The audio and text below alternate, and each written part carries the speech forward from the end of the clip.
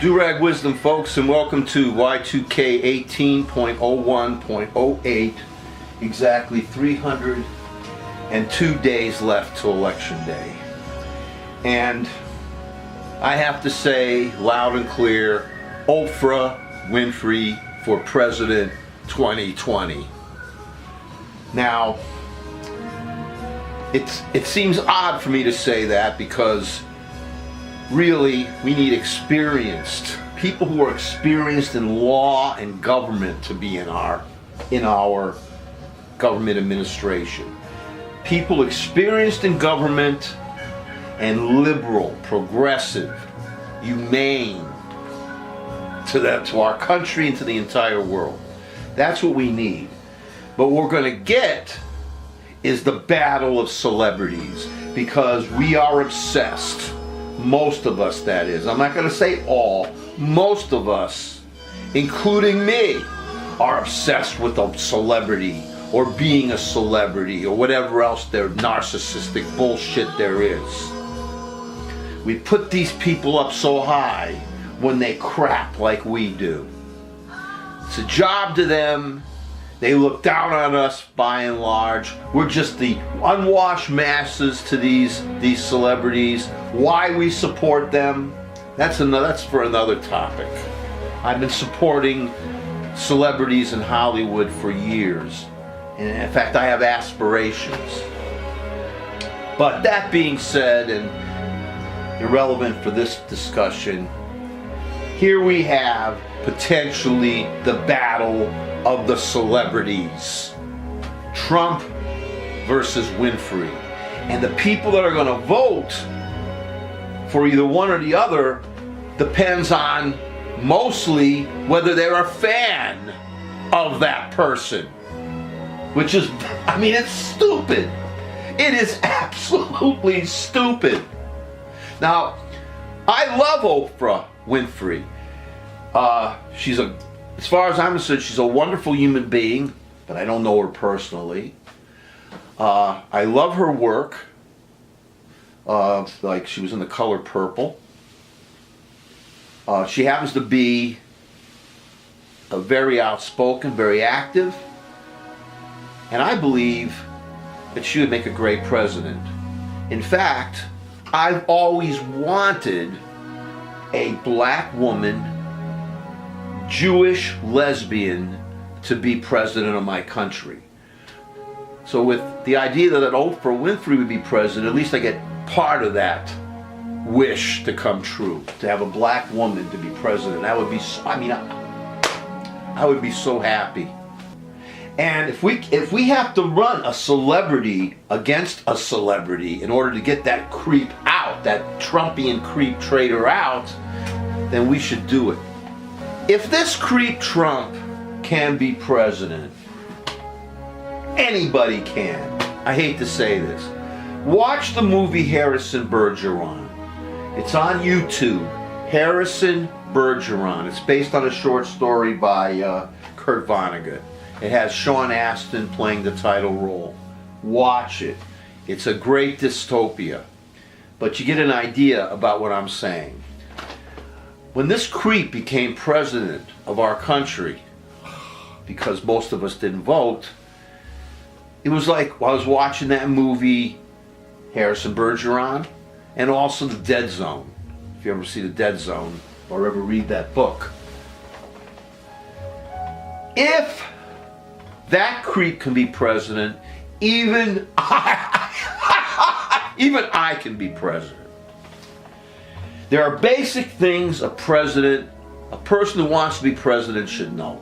Well, you should have life experience, be a sensitive, even-headed kind of person who can work with people in an amiable fashion, in a respectful fashion, okay? A president must first and foremost know the Constitution. Read that Constitution over and over and over again if necessary. A president must have a plan. And the person running has to realize that they only have like a 6-month window. Depending on who they have working with them in the Congress, the 6 months a person first becomes president, that's like the honeymoon period, something that Trump never had. You got to work within that window, but then you have to always have the plan. Okay? A president must have an agenda. And the agenda must be to make not only our country a better place, but the entire world. This is a worldwide thing. We have one planet, we have one life, and we have to make it the best for everybody. So president has to have an agenda, a worldwide agenda, a liberal, progressive agenda. A president does not run the executive branch alone. He or she needs a competent staff to support him or her, or her or him.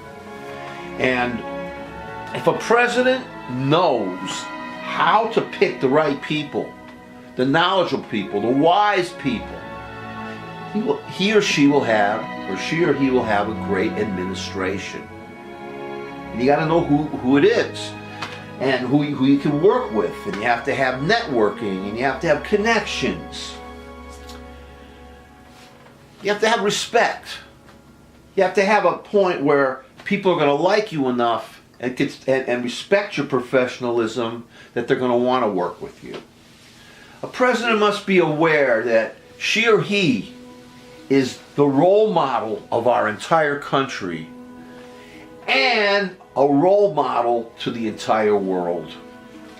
Now we're going to talk about this issue of globalism another time. That's an important issue.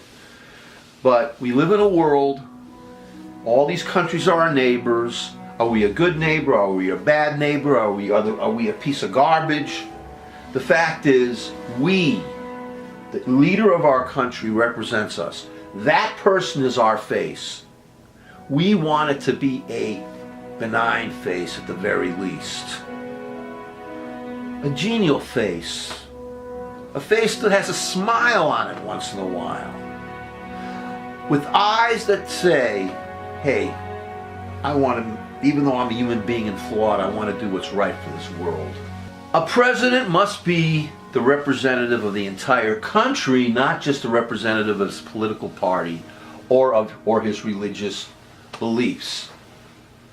A president must respect the nature of our secular country, whose religion must be separate from our politics. Because religion is insanity. Okay?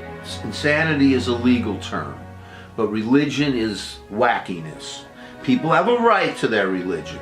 I defend, and I will always defend people's right to their religious beliefs in this very, very harsh life that we've created for ourselves. But I don't want religious fanatics of any religious sect, be it Christianity, Judaism, Islam, or Hinduism, or any of them. I don't want them running my government. I want a clear-headed, secular person running our government. Now, when you watched the Oprah Winfrey speech at the Golden Globes, I didn't watch the Golden Globes. I don't like those awards shows, and I don't want to have to deal with commercials or, time shifting. Oprah's speech, when you watched it, you realized that not only is she more intelligent than Trump, she also knows how to put a noun to a verb, a subject to a predicate. She knows how to speak clearly, honestly, and mostly without lies. I would love to have a black woman or any woman of any color to be president of our country, just as long as her last name isn't Palin or Trump.